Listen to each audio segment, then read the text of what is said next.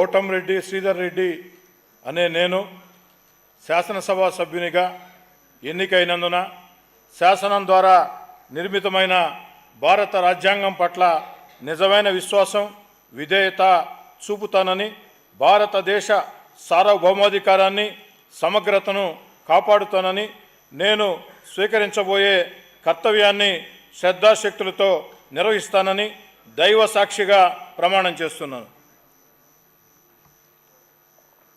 ఆంధ్రప్రదేశ్ శాసనసభ సభ్యుడినైన కోటంరెడ్డి శ్రీధర్ రెడ్డి అనే నేను సభ నియమాలకి కట్టుబడి ఉంటానని, వాటిని అనుసరిస్తానని, సభా మర్యాదల్ని పాటిస్తానని, సాంప్రదాయాల్ని గౌరవిస్తానని దైవ సాక్షిగా ప్రమాణం చేస్తున్నాను.